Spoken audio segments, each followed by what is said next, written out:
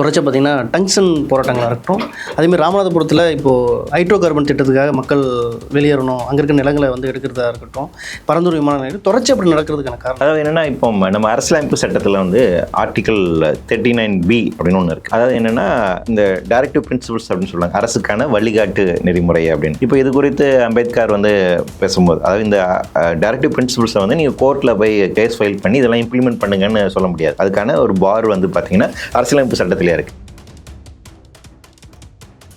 வேளச்சேரியில் மழை வருது அப்படின்னா என்ன பண்ணுவாங்க, காரை வந்துட்டு உங்களுக்கு பிரிட்ஜ் மேலே பார்க் பண்ணிட்டு எந்த ஹோட்டலில் ரூம் எடுக்கலாம்னு யோசிக்கிறாங்க. அதே வடசென்னையில் வந்து மழை வந்துருச்சுன்னா அவங்களால விட்டுட்டு போக முடியாது. அவங்க வருஷம் ஃபுல்லாக சேர்த்து வச்சுருக்கிற பாத்திரம் பண்ணங்க தான் அங்கே தான் இருக்குது. அது எத்தனையும் பண்ண போகுது, அவங்க மழையில் போகுது, அவங்க ஒரு வருடத்தினுடைய சேமிப்பு வந்து போகுது. அப்போ பாதிப்பு அவங்களுக்கு வேற, இவங்களுக்கு வேற. கர்ப்பிணி பெண்களை அதிகமாக பாதிக்கிறாங்க, மிஸ்கேரேஜஸ் வரும் அப்படிங்கிறாங்க. வருஷத்துக்கு 10 மாதம் சம்மரில் மே ஜூன் ஜூலையில் பீக்கில் இருக்கும். அது காலையில் 11 மணிலேருந்து 3 மணி வரைக்கும் நீங்கள் வெளியே போக முடியாது, அந்த அளவுக்கு பயங்கரமான ஹீட் இருக்கும். இப்போ தான் நமக்கு என்ன ஒரு கவர்னிங் கவுன்சில் கொண்டு வந்திருக்கோம், மிட்டிகேஷன் பிளான்ஸ் வந்து கொண்டு வந்திருக்கோம், டிஸ்ட்ரிக்ட் கமிட்டிஸ் வந்துட்டு ஃபார்ம் பண்ணியிருக்கோம். ஆனால் நேரடியாக மக்களை பாதுகாப்பதற்கான செயல் நடவடிக்கை அப்படிங்கிறது வந்துருச்சான்னு கேட்டிங்கன்னா நிச்சயமாக இல்லை. அது போதுமானதுக்காக இல்லை. இல்லை, இந்த வருடத்தில் 10 மாதம் வந்து வெயில் அடிக்கிறதா இருக்குன்னு சொல்கிறீங்க. இப்போ மற்ற உயிரினங்களுக்கு எந்த அளவுக்கான பிரச்சனை, நோய் ஏற்படலாம், சமூக பிரச்சனை ஏற்படலாம், உடல் கோரலாம், உணவு பழக்கம் எல்லாமே மாற்றக்கூடியதாக இருக்கும்ல. அதே மாதிரி கடல்புறத்தில் மேலே இருக்கக்கூடிய மீன் நடுப்புறத்தில் இருக்காது, நடுப்புறத்தில் இருக்கக்கூடிய மீன் கீழே இருக்காது, கீழ்ப்புறத்தில் இருக்க மீன் இருக்காது. டெம்பரேச்சருக்கு ஏற்ற மாதிரி அது வாழை கற்றுக்கிட்டு இருக்கு. அப்போ 1 பாயிண்ட் டிகிரி செல்சியஸ் மாறினாலும் ஆமாம், ஒட்டுமொத்த பிரச்சனைக்கு காடுகள் அழிக்கிறது, இயற்கை வந்து அது கவனம் செலுத்தாமல் இருக்கிறது தான் மிகப்பெரிய காரணம். நிலக்கரி நீங்கள் அதிகமாக எரிக்கிறீங்கன்னா கார்பன் டை ஆக்சைடு அதிகமாகும். பூமி சுற்றி அதிகமான கார்பன் டை ஆக்சைடு அதிகமாக சேர்ந்துக்கிட்டே இருக்குது. எதுலேருந்து வந்து நிலக்கரி எரிப்பதனால, பெட்ரோலியத்தை எரிப்பதனால, அப்புறம் ஆயில் அண்ட் கேஸ், இதுலேருந்து தான் கார்பன் டை ஆக்சைடு வந்து பை ப்ராடக்டாக வருது. ஸோ அதை நிறுத்தணும். அதனால தான் ஃபாசில் ஃபியூயல் பேஸ்டாக இருக்கக்கூடிய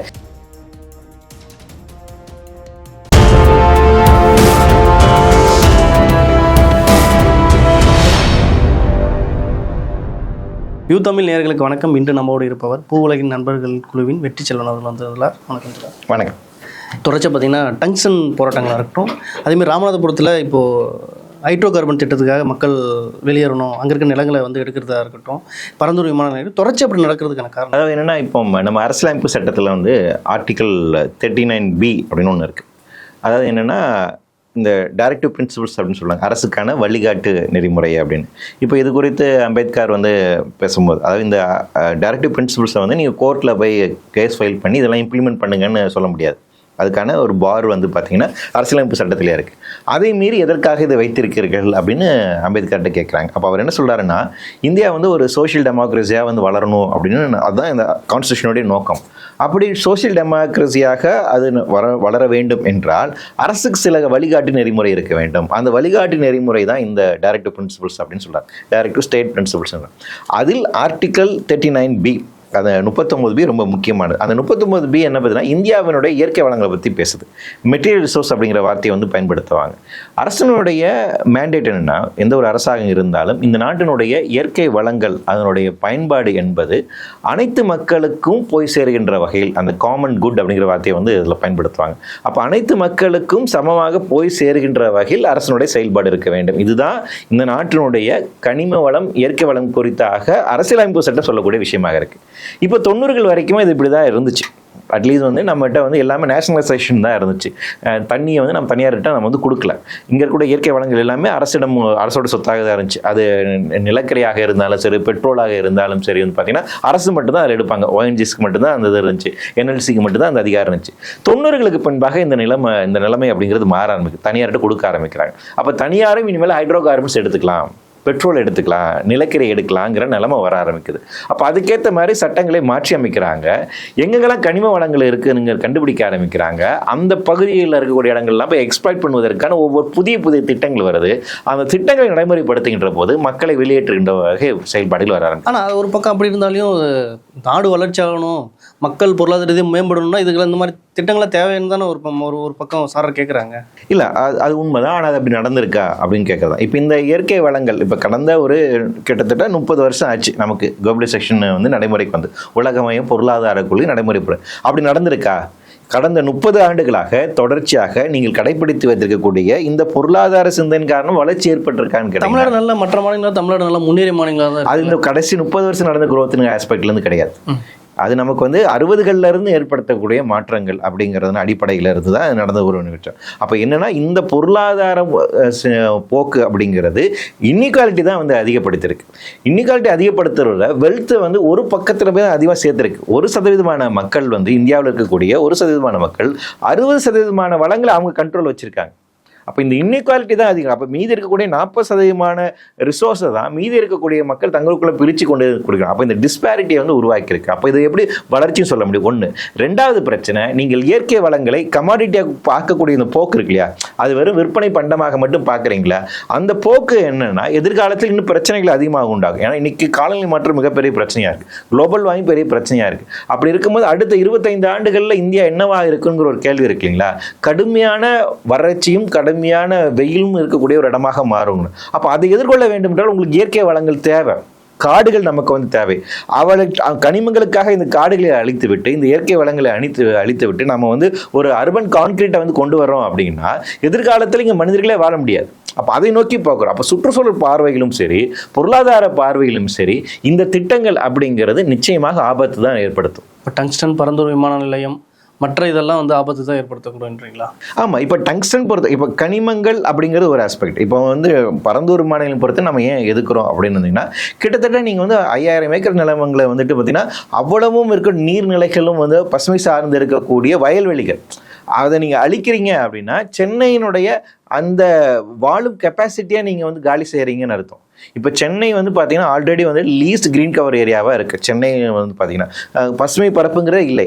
அப்போ பசுமை பரப்பு இல்லாத வெறும் கான்கிரீட் காடுகளாக இருக்கக்கூடிய ஒரு இடத்த நீங்கள் மேலும் மேலும் வந்து இப்படி சுற்றி இருக்கக்கூடிய பகுதிகளை வந்து பசுமை பரப்பு காலி பண்ணுறீங்க அப்படின்னா சென்னையில் வாழ முடியாது.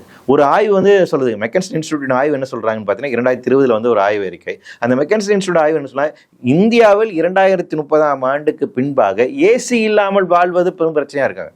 நேற்று வந்து ஒரிசாவில் வந்து பார்த்தீங்கன்னா 43.5 டிகிரி செல்சியஸ் வந்து வெப்பம் பதிவாயிருக்கு. டெம்பரேச்சர் அந்த அளவுக்கு போயிட்டு இருக்கு. சென்னை நம்ம கிட்டத்தட்ட 40 நெருங்கிட்டோம் இல்லைங்களா? 39ங்கிற சர்வசாதாரணம் வந்துருச்சு இல்லைங்களா? அடுத்து நமக்கும் இந்த பிரச்சனை இருக்கும். அப்போ என்னென்னா வெயில் இவ்வளோ தாக்கம் அதிகமாக இருக்குது. அப்போ நீங்கள் இயற்கை வளங்கள் அழிக்கிறீங்கன்னா என்ன பிரச்சனை? டங்ஸ்டன் அப்படிங்கிறது எதுக்கு உங்களுக்கு என்ன பிரச்சனை? கிரிட்டிக்கல் மினரல்ஸ் அப்படின்னு இன்னைக்கு உலகில் பெரிய ஒரு கான்செப்ட் வந்து வந்திருக்கு. அமெரிக்கா வந்து பைடன் கவர்மெண்ட் இருக்கும்போது 2019 இந்த கான்செப்ட் சொன்னாங்க. அதாவது என்ன, ஃபாசில் ஃபியூயல் சார்ந்து இருக்கக்கூடிய பொருளாதாரத்திலிருந்து வெளியேறி கிரிட்டிக்கல் மினரல்ஸ் சார்ந்திருக்கக்கூடிய பொருளாதாரத்துக்கு நகரணுங்கிறது அவங்களுடைய அஜெண்டாவாக வச்சாங்க. அதாவது இந்த லித்தியம், பேட்டரிக்கு தேவையான லித்தியம்ஸ் எல்லாம் இருக்குல்ல, அதாவது என்னன்னா எலக்ட்ரானிக் ஐட்டம்ஸ் தான் இனிமேல் எதிர்காலம். அதற்கு தேவையான, இப்போ ஏஐ நம்ம வந்து பேசுகிறோம், சோஷியல் மீடியா பேசணும், கூகுள் மாதிரி இண்டஸ்ட்ரீஸ் பேசுகிறோம். இப்போ எல்லாமே இந்த டெக்னோகிரண்டாக இருக்கக்கூடிய, இந்த டெக்னாலஜிக்கல் பேஸ்டாக இருக்கக்கூடிய இண்டஸ்ட்ரி நோக்கி நகர்ந்துட்டு இருக்கோம். அப்போ ஃபாசில் ஃபியூயல் சார்ந்து இருக்கக்கூடிய பொருளாதாரம் வீழ்ச்சி அடைஞ்சிட்டு இருக்கு. அடுத்து இதை நோக்கி நகர வேண்டும். இதற்கு வந்து ரொம்ப அரிதாக இருக்கக்கூடிய கனிமங்கள் தேவை. அதுக்கு 300 கனிமங்கள் அவங்க பட்டியலிடுறாங்க. இந்தியாவில் அதை பேஸ் பண்ணி நாம இங்கே கிரிட்டிக்கல் மினரல்ஸ்க்கான நாம ஒரு கொள்கை கொண்டு வந்திருக்கோம். இங்கே 30 கனிமங்களை நாம பட்டியலிட்டிருக்கோம். அதில் ஒன் ஆஃப் தி கனிமம் தான் டங்ஸ்டன். உலகம் ஒரு டிஜிட்டலான ஒரு வளர்ச்சி நோக்கி போயிட்டு இருக்கு. இப்போ இண்டஸ்ட்ரியல்ன்றது ரொம்ப அவசியம் இல்லை. வேலை வாய்ப்புகளாக இருக்கட்டும், இல்லை மற்ற தேவைகளுக்கு இண்டஸ்ட்ரியல்ன்றது ரொம்ப முக்கியம் இல்லை. இப்போ அது இல்லாமல் எப்படி வளர்ச்சி நீங்கள் எடுத்துகிட்டு வர முடியும்? கரெக்டு தான். ஆனால் அறிவியலாளர்கள் வேறு மாதிரி சொல்கிறாங்க. இப்போ கடந்த 200 வருடங்களாக இண்டஸ்ட்ரி ரெவல்யூஷன், நீங்கள் சொன்ன மாதிரி தான் இண்டஸ்ட்ரி ரெவல்யூஷனுங்கிறது வந்துருச்சு. அதனுடைய காரணம் தான். இனிமேல் இண்டஸ்ட்ரி ரெவல்யூஷன் நீங்கள் கண்டினியூ பண்ண முடியுமா அப்படின்னு கேட்டிங்கன்னா கண்டினியூ பண்ண முடியாது. கண்டினியூ பண்ணிங்கன்னா பூமியில் உயிர் வாழ முடியாது. As simple as that. அவ்வளோதான் அது பிரச்சனை. நீங்கள் உங்களுக்கு இண்டஸ்ட்ரி வேணும் அப்படிங்கிறதுலாம் ரைட்டு. உங்களுக்கு இண்டஸ்ட்ரி வேணும், கரண்ட் வேணும், ரோடு வேணும், கார் வேணும், எல்லாம் ரைட்டு. ஆனால் பூமியில் வாழக்கூடிய உயிர் சூழல் இருக்கணும் இல்லையா? அதெல்லாம் இருந்தால் தானே நீங்கள் வாழ்றதுக்கு. அந்த பயோஸ்பியருடைய அமைப்பு முறை இப்போ மாறிட்டு இருக்குங்க. 200 வருடங்களுக்கு முன்பாக இந்த பயோஸ்பியரில் வந்து பார்த்தீங்கன்னா கார்பன் டை ஆக்சைடோட அளவு பார்த்தீங்கன்னா 290 ppm தான் இருந்துச்சு. இன்னைக்கு 420 ppm இருக்குது. இவ்வளவு அதிகமான கார்பன் டை ஆக்சைடு அடர்த்தியாக இருக்கின்ற போது செடி வளருமாங்கிற கேள்வி இருக்குது. கடந்த 8 லட்சம் வருடங்களில் இல்லாத அளவுக்கு மீத்தேனோட அளவு அதிகமாக இருக்குது இந்த பூமியை சுற்றி இருக்கக்கூடிய அமைப்புகள், அந்த படலங்களில். கடந்த 1.5 லட்சம் வருடங்களில் இல்லாத அளவுக்கு பூமியினுடைய டெம்பரேச்சர் இன்க்ரீஸ் ஆகிட்டு இருக்கு. அப்போது நீங்கள் என்னென்னா, நாம் இங்கே உயிர் வாழணும்னா அதற்கு இந்த உங்கள் உடம்புல இவ்வளவு டெம்பரேச்சர் இருக்கணுங்கிறது இருக்குது இல்லையா? இவ்வளோ ஆக்சிஜன் இருக்கணுங்கிறது இருக்குது, ஹீமோகுளோபின் இவ்வளோ இருக்கணுங்கிறது இருக்குது, கிரேட்டின் இவ்வளோ இருக்கணுங்கிறது இருக்கு இல்லைங்களா? அது இல்லைன்னா நம்ம பாடி ஃபங்க்ஷன் ஆகாது. பயோஸ்பியருக்கும் இப்படி தான். நைட்ரஜன் எவ்வளோ இருக்கணும், ஆக்சிஜன் எவ்வளோ இருக்கணும், கார்பன் டை ஆக்சைடு எவ்வளோ இருக்கணுங்கிற ஒரு பேலன்ஸ்டான ஒரு அமைப்பு முறை இருக்குது. அது மாறுதுன்னா அது சார்ந்து இருக்கக்கூடிய உயிரினங்கள் உயிர் வாழ முடியாது. அதான் நம்ம கடந்த காலங்களில் எக்ஸ்டென்ஷனை பார்த்துருக்கோம். அப்போ அதை நோக்கி நகர்ந்துட்டு இருக்கு. இந்த பிரச்சனை இருக்கு. இதுக்கான காரணம் என்னன்னா இந்த வளர்ச்சி தான். கண்மூடித்தனமாக நாம பண்ண இந்த உற்பத்தி முறை தான், ஃபாசில் ஃபியூலை எரிச்சு தான். ஒரு பக்கம் மக்கள் வந்து ஒரு குறிப்பிட்ட வளர்ச்சிக்கு பழக்கப்பட்டு வாழ்ந்துட்டு சர்வை ஆகிட்டு இருக்காங்க. திடீர்னு இப்படி ஒரு பின்னோக்கு வரணும்னா பின்னோக்கி இருக்கிற மாதிரி இல்லை, சமூகத்தையும் பின்னோக்கி இருக்கிற மாதிரி ஆகிடாது இல்லையா? இதை நான் அறிவியலாளர்கள் தான் சொல்றாங்க. இது யாருமே வந்துட்டு மாயம்பந்திரத்தில் அடிப்படையிலோ ஜோசியத்தின் அடிப்படையிலையோ இல்லை வேதத்தில் யாரோ சொல்லியிருக்காங்களோன்னு கற்பனை அடிப்படையிலிருந்து பேசல. அறிவியல் ரீதியாக வந்து சொல்றாங்க we are in climatic bomb அப்படிங்கிறத வந்துட்டு ஆண்டனியோ குட்டெரஸ் உலக இது யுஎன் செக்ரட்டரி ஜெனரல் அவர் சொல்றாரு. அவர் சொன்ன வார்த்தைகள் தான். இன்னைக்கு காலநிலை மாற்றத்துக்கான ஒப்பந்தத்தை உருவாக்கின யார்? ஐக்கிய நாடுகள் சபை தானே. ஐக்கிய நாடுகள் சபை 2015 பாரிஸ் அக்ரிமெண்ட் வெளியிடுறாங்க. அவங்க உருவாக்கின அமைப்பு இருக்காங்க, inter government panel on climate change, IPC அமைப்பு இருக்கு. அந்த அமைப்பு இது வரைக்கும் 6 ஆய்வறிக்கை தந்திருக்காங்க. அந்த ஆய்வறிக்கை தான் சொல்லுது உலக அளவில் இருக்கக்கூடிய கிட்டத்தட்ட 30,000 விஞ்ஞானிகள் ஒன்று சேர்ந்து வெளியிட்டு இருக்கக்கூடிய ஒரு ஆய்வறிக்கை அது. அந்த ஆய்வறிக்கையில் சொல்றாங்க 2050ஆம் ஆண்டுக்குள்ளாக பூமியோட சராசரி வெப்பநிலை அப்படிங்கிறது கடந்த 200 வருடங்களில் இல்லாத அளவுக்கு 2 டிகிரி செல்சியஸ் இன்க்ரீஸ் ஆகுங்கிறாங்க. லாஸ்ட் ஒரு 200 இயர்ஸை நமக்கு எவ்வளோ இருந்து அதனோட அந்த ஆவரேஜை விட 2 டிகிரி செல்சியஸ் அதிகம் உயருங்கிறாங்க. அப்படி உயர்ந்துச்சுன்னா இந்த பூமியில் இருக்கக்கூடிய 90% உயிரினங்கள் உயிர் வாழ முடியாதுங்கிறாங்க. அரசு இந்த மாதிரி விவகாரங்கள் எப்படி கையாளுதுன்னு நினைக்கிறீங்க? கொள்கை அளவில் ஏற்றிருக்காங்க, கொள்கை அளவுக்கான சில பாலிசிஸை அறிவிச்சிருக்காங்க. ஆனால் நடைமுறை சார்ந்து நம்ம என்ன பிரச்சனைனா டிசாஸ்டர் உங்களுக்கு எனக்கு ஒரே மாதிரி இருக்காது இல்லைங்களா? மிடில் கிளாஸுக்கும் அப்பர் மிடில் கிளாஸுக்கும் பிலோ மிடில் கிளாஸுக்கும் வேறு விதமான பிரச்சனையாக இருக்கும். வேளச்சேரியில் மழை வருது அப்படின்னா என்ன பண்ணுவாங்க, காரை வந்துட்டு உங்களுக்கு பிரிட்ஜ் மேலே பார்க் பண்ணிவிட்டு எந்த ஹோட்டலில் ரூம் எடுக்கலாம்னு யோசிக்கிறாங்க. அதே வட சென்னையில் வந்து மழை வந்துருச்சுன்னா அவங்களால விட்டுட்டு போக முடியாது. அவங்க வருஷம் ஃபுல்லாக சேர்த்து வச்சுருக்கிற பாத்திரம் பண்ணங்க தான் அங்கே தான் இருக்குது. அது எத்தனையும் பண்ண போகுது, அவங்க மழையில் போகுது. அவங்க ஒரு வருடத்தினோட சேமிப்பு வந்து போகுது. அப்போ பாதிப்பு அவங்களுக்கு வேறு இவங்களுக்கு வேறு. நீங்கள் எந்த வர்க்கம் எந்த ஜாதியை பொறுத்து தான். அப்போ இன்னைக்கு காலநிலை மாற்ற பிரச்சனை எல்லாருக்கும் ஒரே மாதிரி பாதிப்பை உண்டாக்குனா இல்லை. அப்போ இதை எதிர்கொள்ள நம்ம என்ன வச்சுருக்கோங்கன்னா நம்மகிட்ட என்ன இருக்குன்னா ரிலீஃப்னா மழை வந்துட்டு போயிடுச்சுன்னா சரி உங்களெல்லாம் வேறு இடத்துல தங்க வச்சு உங்களுக்கு தயிர் பாக்கெட்டும் ஒரு சாம்பார் சாத பாக்கெட்டும் கொடுக்குறதுங்கிறத நான் ரிலீஃப்னு நினச்சிட்டு இருக்கோம். இல்லை இங்கே தண்ணி தேங்கக்கூடாது மோட்டர் பம்பு எடுத்து விடுறதுங்கிறதான். பாதிப்புகளை எப்படி குறைக்க போகிறோம், உயிர் இழப்புகளை எப்படி குறைக்க போகிறோம். இன்னும் சொன்னப்போனால் மழைக்கு இதை நீங்கள் வந்து பண்ணிடுவீங்க, அது 1 மாதம் தான் பிரச்சனை. இனிமேல் 10 மாதம் உங்களுக்கு வெயில் இருக்க போகுது, கடுமையான வெயில் இருக்க போகுது. நமக்கு வந்துட்டு 40 டிகிரி செல்சியஸ் விட்டுற மாதிரி இல்லையா, அச்சமுட்டுற மாதிரி இருக்கே. இது இப்போ பார்த்துட்டு இருக்கேன். நான் சொல்கிறதெல்லாம் நடந்துகிட்டு இருக்கக்கூடிய விஷயம் தானே. இப்போ மார்ச் மாதம் தானே. மார்ச் மாதங்க வந்து உங்களுக்கு என்னங்க 40 டிகிரி செல்சியஸ் எப்படிங்க வருது? 40 டிகிரி செல்சியஸ் மார்ச்சில் இருக்குது. நீங்கள் இப்போ கொத்து வேலை செய்ய போகிறாங்க நினைக்கிறாங்கன்னு பாருங்க. இப்போ ஹீட் மிட்டிகேஷன் பிளான் ஆக்ஷன் இருக்கா? இப்போ நான் பயப்படுத்துறதுன்னு சொல்கிறீங்களே, அந்த பயப்படுற நிலைமை இல்லைன்னா அரசு வந்துட்டு ஏன் மிட்டிகேஷன் பிளான் கொண்டு வராங்க? ஹீட் வேவ்ஸ்க்கான மிட்டிகேஷன் பிளான் நம்ம 2019 கொண்டு வந்துட்டாங்க தெரியுங்களா? ஸ்டேட் பிளானிங் கமிஷன் வந்துட்டு ஸ்ட்ராட்டஜி அறிவிச்சிருக்காங்க ஹீட் எப்படி நம்ம டேக்கிள் பண்ண போகிறோன்னு. வீட்டுக்குள்ளே இருந்தாலும் ஒரு அண்ணா யூனிவர்சிட்டி கிளைமேட் ஸ்டுடியோட ஆய்வறிக்கை என்ன சொல்லுதுன்னா தெர்மல் டிஸ்கம்ஃபர்ட்னஸ் சொல்கிறாங்க. கர்ப்பிணி பெண்களை அதிகமாக பாதிக்கிறாங்க, மிஸ்கேரேஜஸ் வரும் அப்படிங்கிறாங்க. வருஷத்துக்கு 10 மாதம் சம்மரில் மே ஜூன் ஜூலையில் பீக்கில் இருக்கும். அது காலையில் 11 மணிலேருந்து 3 மணி வரைக்கும் நீங்கள் வெளியே போக முடியாது, அந்த அளவுக்கு பயங்கரமான ஹீட் இருக்கும். அப்போ அதை எப்படி எதிர்கொள்ள போகிறோம் அப்படிங்கிறது. அப்போ உடல் உழைப்பாளிகள் என்ன பண்ண போகிறாங்க? அன்ஆர்கனைஸ் செக்டரில் இருக்க போகிறாங்க. நம்ம நாட்டில் இருக்கக்கூடிய 90% உழைப்பாளி மக்கள் அன்ஆர்கனைஸ்டாக இருக்காங்க. அப்போ அவர்களை எப்படி நம்ம வந்து பாதுகாக்க போகிறோம் அப்படின்னு இந்த பிரச்சனையாக இருக்குது. அப்போ இதை வந்து களத்தில் நேரடியாக சந்தித்து இவரோட பாதிப்பை குறைப்பதற்கான நடவடிக்கை நம்மகிட்ட இருக்கான்னு கடினம் இல்லை. பாலிசி லெவலில் இப்போ தான் நம்ம செய்ய ஆரம்பிச்சிருக்கோம். இப்போ தான் நமக்கு வந்து ஒரு கவர்னிங் கவுன்சில் கொண்டு வந்திருக்கோம், மிட்டிகேஷன் பிளான்ஸ் வந்து கொண்டு வந்திருக்கோம், டிஸ்ட்ரிக்ட் கமிட்டிஸ் வந்துட்டு ஃபார்ம் பண்ணியிருக்கோம். ஆனால் நேரடியாக மக்களை பாதுகாப்பதற்கான செயல் நடவடிக்கை அப்படிங்கிறது வந்துருச்சான்னு கேட்டிங்கன்னா நிச்சயமாக இல்லை, அது போதுமானதுக்காக இல்லை. ஸோ அது பண்ணணும். நீங்கள் கேட்ட மாதிரி இந்த வர்னபிலிட்டியை நம்ம அசஸ் பண்ணல. எந்த பகுதியில் என்ன மாதிரி பிரச்சனை உண்டாகும், அதில் யார் அதிகமாக பாதிப்பு உள்ளாவார்கள், அவர்களை தடுப்பதற்காக அந்த பாதிப்புகளை குறைப்பதற்கு நடவடிக்கை மேற்கொள்ள வேண்டும் அப்படிங்கிறது இருக்குங்களா. இந்த மாதிரி ஆய்வுகள் நம்மகிட்ட இன்னும் போதுமான இல்லை. ஸோ கண்ணுக்கு தெரியாமல் இது ஆல்ரெடி நம்மளை கொண்டுட்டு இருக்கு ஹீட் வேவ்ஸ் அப்படிங்க. ஒட்டுமொத்த பிரச்சனைக்கு காடுகள் அழிக்கிறது, இயற்கை வந்து அது கவனம் செலுத்தாமல் இருக்கிறது தான் மிகப்பெரிய காரணம். இயற்கை அழிப்புங்கிறது ஒன்று. ரெண்டாவது ஃபாசில் ஃபியூலை எரிப்பது. அதான் ஃபர்ஸ்ட் பிரைமரியான ரீசன்ஸ் என்னென்னா நீங்கள் நிலக்கரியை சார்ந்து இருக்கக்கூடிய தெர்மல் பவர் ஸ்டேஷன் வச்சிருக்குது. நிலக்கரி நீங்கள் அதிகமாக எரிக்கிறீங்கன்னா கார்பன் டை ஆக்சைடு அதிகமாகும். பூமி சுற்றி அதிகமான கார்பன் டை ஆக்சைடு அதிகமாக சேர்ந்துக்கிட்டே இருக்குது. எதுலேருந்து வந்து நிலக்கரி எரிப்பதனால, பெட்ரோலியத்தை எரிப்பதனால, அப்புறம் ஆயில் அண்ட் கேஸ் இதுலேருந்து தான் கார்பன் டை ஆக்சைடு வந்து பை ப்ராடக்டாக வருது. ஸோ அதை நிறுத்தணும். அதனால தான் ஃபாசில் ஃபியூயல் பேஸ்டாக இருக்கக்கூடிய சிஸ்டத்திலிருந்து நீங்கள் வெளியேறி ரினியூவல் நோக்கி நகரணும், இந்த மாற்று சிந்தனை நோக்கி நகரணும். அப்போ அந்த இடத்துல தான் நம்ம என்ன சொல்கிறோம்னா மாற்று சிந்தனை நோக்கி நகரும் போது தான் இந்த கனிமங்கள் சார்ந்து திருப்பி என்ன பண்ணுறாங்க, இவங்க ஹைட்ரோ கார்பனுக்கு வராங்க. இப்போ கூட வந்து பார்த்தீங்கன்னா ராமநாதபுரம் கடலோர பகுதிகளில் வந்துட்டு ஹைட்ரோ கார்பன் எடுப்பதற்கான அறிவிப்பு அப்படிங்கிறது வந்திருக்கு. ஹைட்ரோ கார்பன் திட்டத்தை விரிவாக்கம் பண்ணுறாங்க. நிலக்கரியை வந்து நம்ம விரிவாக்கப்படணும் அப்படின்னு நினைக்கிறாங்க. ஒரு பக்கத்தில் அதையும் பண்ணிட்டு இன்னொரு பக்கம் கிரிட்டிக்கல் மினரல்ஸ் நாங்கள் விரிவாக்கம் பண்ணுறோங்கிறாங்க. இன்னொரு பக்கத்தில் நாங்கள் ஸ்மால் நியூக்ளியர் ரியாக்டர்ஸ் கொண்டு வரோங்கிறாங்க. சின்ன சின்ன அணு உலைகளை வந்து கொண்டு வரோம் அப்படிங்கிறாங்க. இன்னொரு பக்கத்தில் கிளைமேட் சேஞ்சை எதிர்கொள்வதற்காக நாங்கள் அம்பானிக்கிட்டே அதானிக்கிட்டே வந்து கான்ட்ராக்ட் கொடுத்துட்டு அவங்க சோலார் உற்பத்தி பண்ணி கொடுப்பாங்கிறாங்க. ஸோ இது வர்த்தகமாக ஒரு இடத்துலையும் பார்க்குறாங்க. இன்னொரு பக்கத்தில் இதுவும் பண்ணிட்டு இருக்காங்க. அப்போ என்னன்னா அழிவுகளைத்தான் நம்ம மேற்கொண்டு செய்து கொண்டே இருக்கிறோமே ஒழிய இந்த மக்களை பாதுகாப்பதற்கான போதுமான திட்டங்கள் செயல்பாடுகள் அப்படிங்கிறது நம்மகிட்ட இல்லை அப்படிங்கிறத யதார்த்தமான நிலைமை. இப்போ வரக்கூடிய காலங்கள் நீங்கள் சொன்னீங்களா ஹீட் வேவ்ஸ்ன்றது ரொம்ப அதிகரிச்சிருக்கு அப்படின்னு சொல்லிட்டு இருக்கீங்களா? இப்போ வரக்கூடிய தமிழ்நாட்டில் எப்படி இருக்கும் அந்த ஹீட் வேவ்ஸ்ன்றது எப்படி இருக்கும்? ஏன்னா போன ஆண்டே பார்த்தீங்கன்னா ஏர் ஸ்டோன்னு சொல்லி நிறைய பேர் இறந்தாங்க. அதுக்கு முன்னாடி ஹீட் ஸ்ட்ரோக்குன்னு புதுசாக ஒன்று வந்துச்சு. இந்த ஆண்டு அதுக்கான பாதிப்புகள் எப்படி இருக்கும்? ஹீட் வேவ்ஸ் வந்து பார்த்தீங்கன்னா நமக்கு தான் அதிகமாக பாதிப்பு. அதாவது என்ன, இப்போ வட இந்தியாவில் பொறுத்த வரைக்கும் 40 டிகிரி செல்சியஸ் அவங்க அதிகமாக ரீச் அவுட் பண்ணிட்டாங்க. அது ரீச் ஆயிடுச்சு. மத்திய சென்ட்ரல் இந்தியா இருக்கு இல்லைங்களா, அந்த பகுதியில் தான் அதிகமான ஹீட் இருக்குது. குறிப்பாக வந்து உத்தரப்பிரதேஷ், மத்திய பிரதேஷ், பீகார் அந்த ரீஜனில் தான் பயங்கரமான ஹீட் இருக்குது. 2023 பலியா அப்படின்னு ஒரு டிஸ்ட்ரிக்ட், உத்தரப்பிரதேசில் இருக்கக்கூடிய டிஸ்ட்ரிக்டில் ஒரு வாரத்துக்குள்ளே ஏறத்தாழ 97 பேர் வந்து ஹீட் வேவ்ஸ்லாம் இறந்து போனாங்க. ராஜஸ்தானில் வந்து பார்த்தீங்கன்னா இடிமின்னல் தாக்கி 16 பேர் ஒரு நாள் இறந்து போனாங்க. இந்த மாதிரி எக்ஸ்ட்ரீம் கிளைமேட்டிக் ஈவெண்ட்ஸ் அங்கே நடந்துட்டு இருக்கு.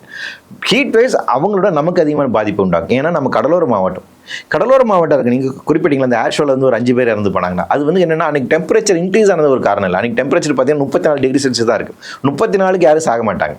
ஆனால் ஏன் செத்தாங்கன்னா அன்றைக்கி ஹியூமிடிட்டி லெவல் அதிகமாக இருந்துச்சு. ரிலேட்டிவ் ஹியூமிடிட்டி லெவல்னு சொல்லுவாங்க.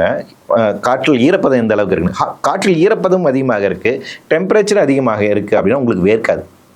உங்களுக்கு எப்போ வேர்க்கும்னா ஈரப்பதம் கம்மியாக இருக்கும்போது தான் வேர்க்கும். ஏன்னா வேர்க்கிறது அது எவாப்ரேட் ஆகணும், அப்போ தான் திருப்பி வேர்க்கணும்.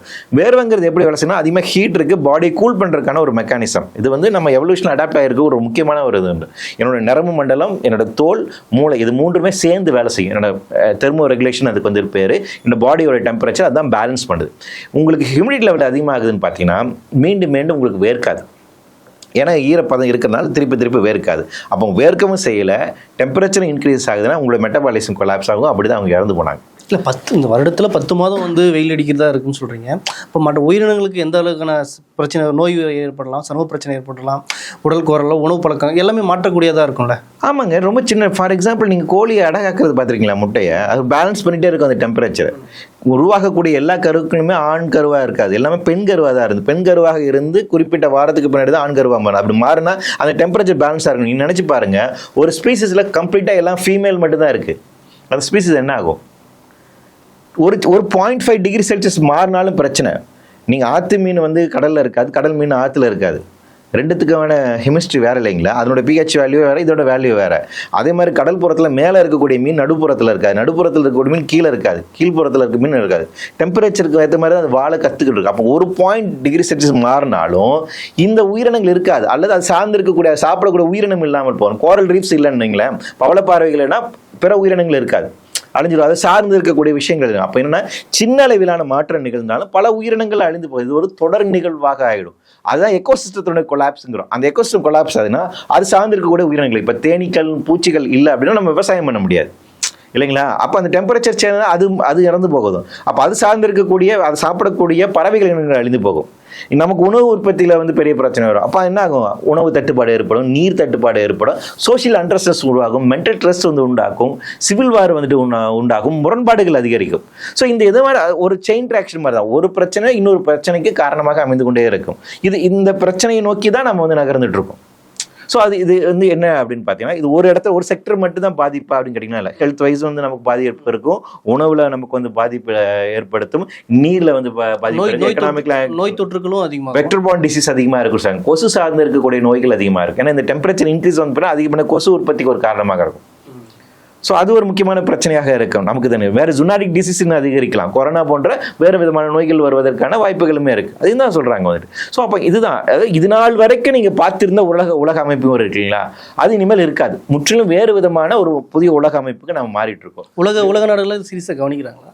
ஐரோப்பிய நாடுகள் ரொம்ப சீரியஸாக கவனிக்கிறாங்க. அவங்க வந்து இதில் வந்து 2040-50 ஆண்டுக்குள்ள ஒரு கட் ஆஃப் வச்சுட்டு நெட் கார்பன் ஜீரோக்கு எப்படி போகணும் அப்படிங்கிறதுக்கான கொள்கையை வச்சுருக்காங்க. இந்தியா வந்து 2070 வந்து ஃபிக்ஸ் பண்ணியிருக்காங்க நெட் கார்பன் ஜீரோ, அதாவது கார்பன் எமிஷனே இல்லாத நம்ம ஒரு நாடாக மாறுவதற்கான. இன்னும் சொல்லப்போனால் ஐரோப்பிய யூனியன் 2034க்கு பின்பாக அவங்க இறக்குமதி செய்யக்கூடிய எல்லா பொருட்களுக்கும் கார்பன் டேக்ஸ் போடுன்ட்டாங்க. நீங்கள் இங்கேருந்து இப்போ திருப்பூர்லேருந்து பனியன் எக்ஸ்போர்ட் பண்ணுறாங்கன்னு வைங்களேன், அந்த பனியனில் வந்து இவ்வளோ தூரம் கார்பன் எமிஷன்ஸ் இருக்குது, அது உற்பத்தி பண்ணுவதுக்கு இவ்வளோ கார்பன் எமிட் பண்ணியிருக்காங்க அப்படின்னா அதுக்கு அவன் டேக்ஸ் ஃபைன் போடுவாங்க. ஸோ அவங்க இறக்குமதி செய்வாங்க. ஸோ ஐரோப்பிய நாடுகள் ரொம்ப சீரியஸாக இருக்காங்க. ஈவன் அமெரிக்கா கூட சில நடவடிக்கை மேற்கொண்டாங்க. பைடன் கவர்மெண்ட் போதுமான அளவுக்கு இல்லாட்டி கூட குறைஞ்சபட்சம் அவங்க கிரீன் டீல்னு வச்சு எந்த அளவுக்கு நம்ம ரினியூவல் நோக்கி நகரலாம், இவி வெஹிக்கிள்ஸ்லாம் கொண்டு வரணும். அதான் இப்போ ட்ரம்ப் வந்து மாற்றிட்டார். Drill baby ட்ரில்னுறாரு.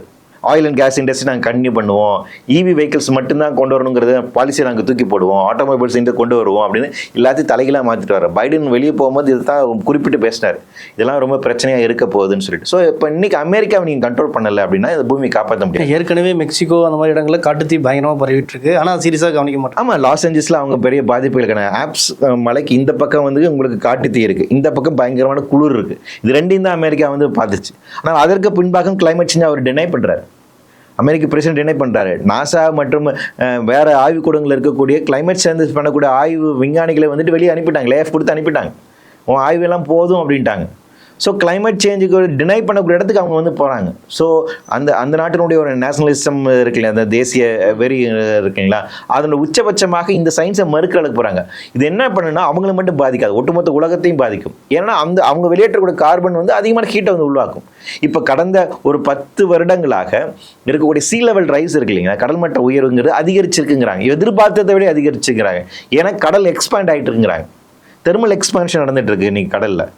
ஸோ வந்து அது வந்து அதிகப்படியான கடல் மட்ட உயர்வுக்கு ஒரு காரணம் இருக்குது. அந்த அளவுக்கு ஹீட்டை வந்து உள்வாங்கிட்டு இருக்கு. எவ்ரி செகண்டுக்கு 13 அட்டாமிக் பாம்பு அடித்தா எந்த அளவுக்கு ஹீட் வருமோ அவ்வளோ ஹீட்டை வந்து கடல் உள்வாங்கிட்டு இருக்கு. அப்போ இவ்வளவு நடந்துகிட்டு இருக்கு இல்லைங்களா. அப்போ இந்த நிகழ்வுங்கிறத வந்துட்டு ஒவ்வொரு நாடுகளும் செய்ய வேண்டும். ஐரோப்பிய யூனியனை தவிர்த்து வேறு பெரும்பான்மையான நாடுகள் இதில் வந்து போதுமான செயல்பாடு செய்யவில்லை அப்படிங்கிறதான் யதார்த்தம் உண்மையாகவும் இருக்குது. இந்த வெயில் காலத்தில் தனி மனிதர்கள் எந்த மாதிரியான இந்த வெயிலை இது அப்போஸ் பண்ணணும், எந்த மாதிரி நடவடிக்கை முடிஞ்ச வரைக்கும் நம்ம டீஹைட்ரேட் ஆகாமல் பார்த்துக்கணும். ரொம்ப தேவையான நேரத்துக்கு மட்டும் வெளியே போகிறது, 11 மணிலேருந்து 3 மணிக்கு போகிறதுங்கிறத தவிர்க்கணும். வெயிலுக்கு ஏற்ற மாதிரி நம்ம உடைகளை உட்கொள்வது அப்படிங்கிற முக்கியமான ஒரு விஷயம் வந்துட்டு. அதே மாதிரி நம்ம வீட்டை அமைப்பு முறைங்கிற ரொம்ப முக்கியமான விஷயம். ஆனால் என்ன சிக்கல் அப்படின்னா, தனி மனிதனா நான் என்னோடய வீடை வந்துட்டு வச்சிருக்கிறதுங்கிற ஒரு சவாலான விஷயம். ஏன்னா இங்கே இப்போ சென்னை மாதிரி ஒரு இடத்துல நான் இருக்கிறதே ஒரு வாடகை வீடு, அங்கே வெளிச்சம் வராது, தண்ணியும் வராது, காற்றும் வராது, இப்படி இடத்துல தான் இருக்கிறோம். ஸோ அப்போ ஒரு டிக்னிஃபைடான லைஃபாக கூட வீடை எப்படி உறுதி செய்வது அப்படிங்கிறது அந்த வீட்டுக்குள்ளே இருக்கக்கூடியது தான். ஏன்னா கான்க்ரீட் வீடு இருக்குங்க, இது அதிகமாக ஹீட்டை வந்து உள்வாங்கும், அர்பன் ஹீட்டிங் எஃபெக்ட்னு வந்து சொல்லுவாங்க. ஸோ அந்த கான்க்ரீட் அண்ட் ஸ்டீல் தானே நம்ம செஞ்சுருக்கோம் வீடு எல்லாமே, அது அதிகமாக ஹீட்டை வந்து உள்வாங்க. அப்போ வீட்டுக்குள்ளே இருக்கிறதுங்கிறது பிரச்சனையாக இருக்கிறது தான். ஸோ தனி மனிதனாக என்னோட உணவு உடையில் என்னால் கான்சன்ட்ரேட் பண்ணணும். ஆனால் உறைவிடத்தை நாம் எப்படி முடிவு செய்ய போகிறோங்கிற மிக சவாலான விஷயம். ஸோ அரசு அதில் என்ன செய்ய போகுது அப்படிங்கிறது விஷயம். ரெண்டாவது, தனி மனிதனாக நம்ம தன்னளவில் நம்ம என்ன செய்கிறோமோ அதே நேரத்தில் வந்து அரசுக்கு என்ன கொள்கை வச்சுக்கான்னு கேட்க ஆரம்பிக்கணும். அஸ் அ சிவில் சொசைட்டியாக நீங்கள் கேட்கணும், அது ரொம்ப முக்கியமான விஷயம். ஸோ எனக்கான வேர்னபிலிட்டி இதுதான், அப்போ இதுக்கு அரசு நீங்கள் என்ன கொள்கையாக வச்சுருக்கீங்க, இதுக்கு என்ன முடிவு உங்கள்கிட்ட இருக்குன்னு இது வாக்கரசியல் பிரச்சனையாக வந்து பார்க்கணும். என் பகுதி சார்ந்து இருக்கக்கூடிய பிரச்சனையாக இருக்குது. இப்போ மீத்தேன் எதிர்ப்பு இயக்கம் எப்படி அதை வாக்கரசியல் பிரச்சனையாக வந்து மாற்றினாங்களோ, ஹைட்ரோ கார்பன் எதிர்ப்பு இயக்கம் அப்படிங்கிறது வாக்கரசியல் பிரச்சனையாக மாற்றப்பட்டதோ, ஸ்டெர்லைட்டாக இருக்கட்டும், எட்டபிள் சாகுத்திட்டம், இது எல்லாமே வாக்கரசியல் பிரச்சனையாக மாறிச்சு. அந்த மாதிரி உங்கள் பகுதி சார்ந்து இருக்கக்கூடிய காலநிலை மாற்ற பாதிப்புலேருந்து உங்களை தற்காத்துக் கொள்வதற்கு, பாதிப்புகளை குறைப்பதற்கு நடவடிக்கை என்னவாக இருக்குது அப்படிங்கிறத நம்ம வந்து அது வந்து ஒரு விவாத புள்ளியாக மாறணும். அது ஒரு கொள்கை சார்ந்த ஒரு பிரச்சனையாக வரும், வாக்கரசியல் பிரச்சனையாக வரணும். அந்த முன்னெடுப்புகளையும் நம்ம கேட்க வேண்டும். தனி மனிதனாக ஆர்கனைஸ்டாக நம்ம கேட்க வேண்டிய ரொம்ப முக்கியமான வேலை. அந்த வேலைகள் நம்ம நிச்சயம் செய்யணும். கட்டாயம் பொறுத்து வந்து பார்ப்போம் உலகம் எப்படி மாதிரி பயணிக்குது. நிறைய உண்மை தகவலை தெரிவிச்சிட்டீங்க. மற்றொரு நேர்காணல் சந்திப்போம். நன்றி, வணக்கம். நன்றி, வணக்கம்.